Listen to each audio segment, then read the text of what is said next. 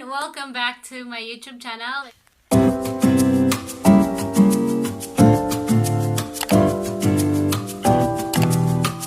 It's me, Annie, and I'm so excited to share this new video sa inyo.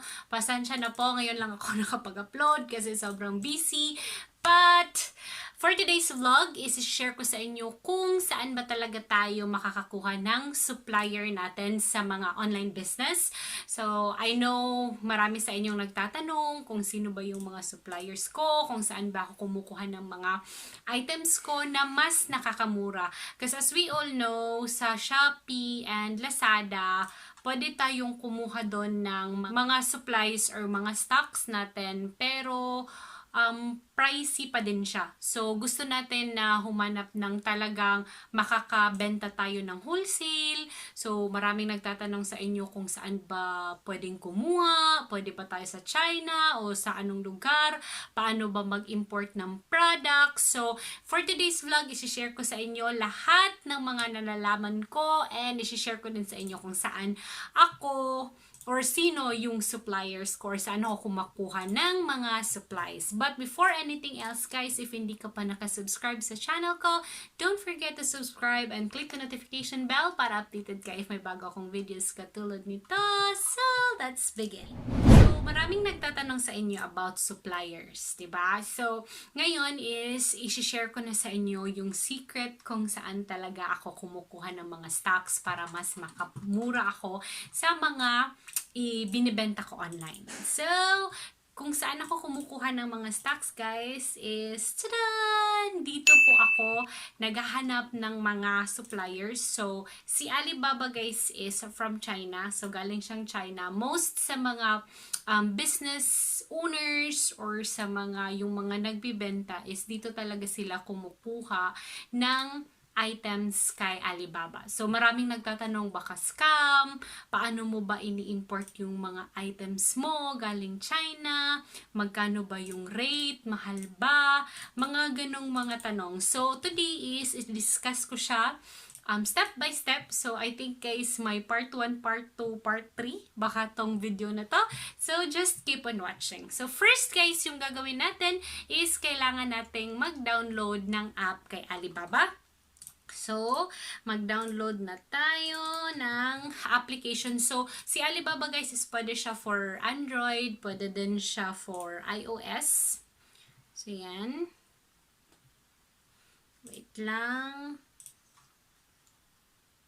Yan. So, download na natin si Alibaba. So, once nakapag-download ka na guys, is i-open mo lang yung application. So, yan. Ito na yung application ni Alibaba. So, yan, marami ka dyang makikita na mga items. And then, click mo tong My Alibaba. So, you need to register. So, kailangan mong mag-register. Yan, click mo tong sign in and register. So, meron kang 2 options para mag-register kay Alibaba. Pwede kang mag-register using your Facebook account. And then, yan. So, yan, pwede. So, kailangan mo lang i-fill out. And then, kailangan mong ilagay yung country or yung region kung saan ka. So, i-fill out lang muna natin tong form ni Alibaba. So, nag-send si Alibaba ng code. So, kailangan natin siyang puntahan sa email address natin na re-register natin kanina. Just make sure, guys, na yung email address nyo is correct. So, yan. Wait lang natin. Yan. So, andito na guys. So, yung code 995. Yan. Lagyan natin dito.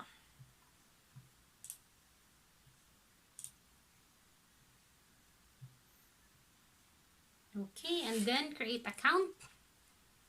So, yan. Meron na tayong account dito kay Alibaba. So, yan.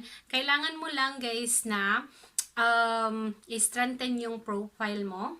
So, dito tayo sa let's say mag-search tayo ng items na gusto mong ibenta dito kay Alibaba. Let's say hanap tayo ng ano bang maganda? Bags. Yan. Hanap tayo ng mga bags. na mga mura. So, yan. Marami kang makikita dito, guys, na mga bags na mga mura. So, yan. Pwede mo ding i-convert or i-change yung amount. So, if gusto mo na direkta siya to peso, kasi naka-USD siya. So, change natin yung currency to PHP para mas madali nating ma-check yung prices. Kasi mahirapan tayo if from USD and then ita-times pa natin. So, at least if naka-PHP na siya, mas madali natin malaman yung amount. So, yan. Naka-update na. So, sige, back tayo and then hanap tayo ng mga bags. Yan. So, let's see. Ano bang magandang bags dito? Meron dito, oh, yung sa Shein na pouch. Meron sila. Yan.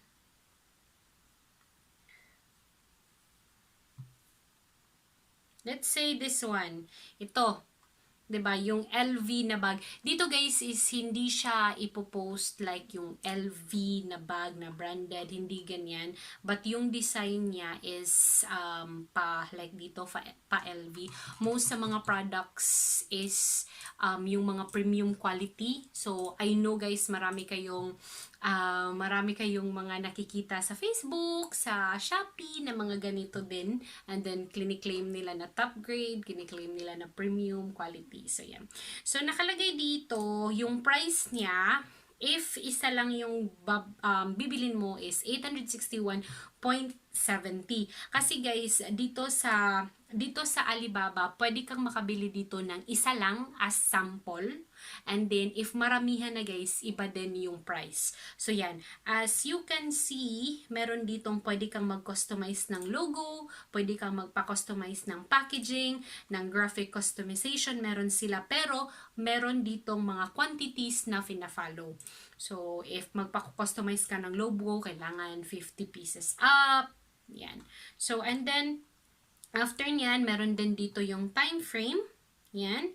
And nakalagay din dito guys yung name ng supplier. So, nakalagay dito Shantawajiang Star Bag Firm. So, yan. And then, pwede nyo i-check yung yung store or yung profile ni supplier. Yan. Pwede nyo i-visit yung store nila. And paano natin malalaman guys na legit sila? So, malalaman natin guys na legit ang isang store if meron sila nitong gold supplier. Yan. So, 'di ba sa Shopee, if legit ka na supplier, meron kang nakalagay na verified, yun, or verified yung account mo, or preferred yung account mo. So, dito naman kay Alibaba, may nakalagay na gold supplier. So, yan. May nakalagay din dito yung ratings nila, then yung place of origin, saan, and then, pwede nyo din silang i-chat. So, as you can see here, meron ditong chat now, send inquiries, start over if gusto mo na maghanap ng others na supplier. So, yan. So, pwede nating i-visit yung store. Yan, visit natin yung store just to make sure na makita talaga natin yung mga items nila. So, marami sila ditong items, guys. Yan, o. Diba? Yan, yung mga amount. Then, merong prices dyan.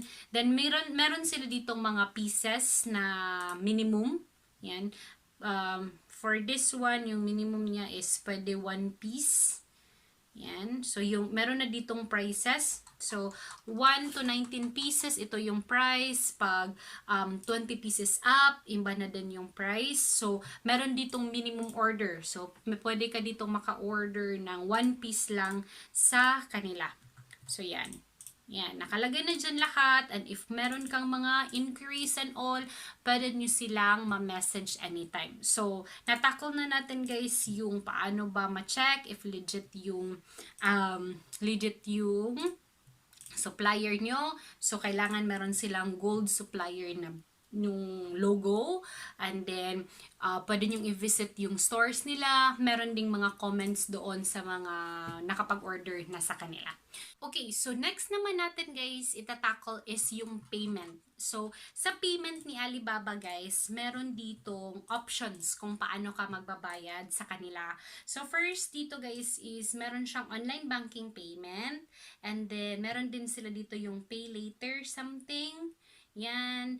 And then, meron sila ditong through Visa card. So, kailangan Visa card, Mastercard. Pwede din ditong Western Union. And then, I think TT is, hindi ko sure kung ano tong TT. Basta I think it's wire transfer something sa kanila. So, dito kay Alibaba guys, para ma-sure natin na hindi talaga tayo masa-scam, is meron sila ditong tinatawag na trade insurance. So, yan. Meron ditong nakalagay trade insurance. So, trade insurance guys, ang ginagawa niya is yung money na pinay mo is nandun pa siya kay Alibaba. And then, after nyan, once na ma-receive mo na yung item mo dito sa Philippines, that's the time na isi-send ni Alibaba yung payment mo sa supplier. So, ganyan siya guys. Meron siyang trade assurance. So, yan. I-click natin si trade assurance. But si trade assurance case is meron lang siyang mga, I think, 2.2%. Pero okay na yun guys, kaysa sa mawala yung pera mo, 'di ba? So just to make sure na safe yung payment na binayad mo is I think para sa part ko, para at least hindi ako ma-worry na hindi ko matanggap yung item na binili ko, at least merong assurance na before ibayad ni Alibaba yung binayad ko is matatanggap ko muna yung item. Kasi if ever hindi ko matatanggap yung item, pwede akong magsabi kay Alibaba na hindi ko pa natatanggap yung item para yung money na binayad ko is matatransfer back sa akin. Hindi pa siya mababayad sa supplier. So, ganon yung process kay Alibaba, especially sa mga first-timer guys. Kailangan nyo talagang pag-aralan kung ano ba yung process ni Alibaba. Kasi meron naman dito sa app guys, and then pwede din kayong mag-visit sa website nila. So, meron dong mga information kung ano ba yung mga ways, kung paano mag-order, about the payments, kung sa shipments, kung ano ba yung magandang gawin. Okay guys, so natakol na natin kung paano ba gumawa ng account kay Alibaba sa items or sa shipping, sa payments, and paano ba ma-check if legit yung supplier na pinag-orderan mo. So, sa next vlog guys is isi-share ko din yung process sa shipments, kung paano ba yung step-by-step process, kung paano ba mag-ship through air, and then paano mag-ship through sea. So, ano ba yung mga disadvantage, and then isi-share ko din sa inyo guys yung mga cargos natin dito sa Philippines na legit din, na sila yung kukuha ng items nyo. So, meron silang warehouse doon sa China, and then yun yung ibibigay nyo na address sa shipping sa items nyo, para si supplier is doon niya i-ship yung item, and then yung cargo na yon is sila yung mag-ship pa Philippines. So, check out our part 2 sa video na to guys. So, don't forget to like this video, comment down below, and share para at least makahelp din tayo sa mga co-sellers natin. Don't forget as well to like this video, subscribe, and click the notification bell para updated ka if may bago akong videos katulad nito. So, see you sa part 2 ng video guys. Bye!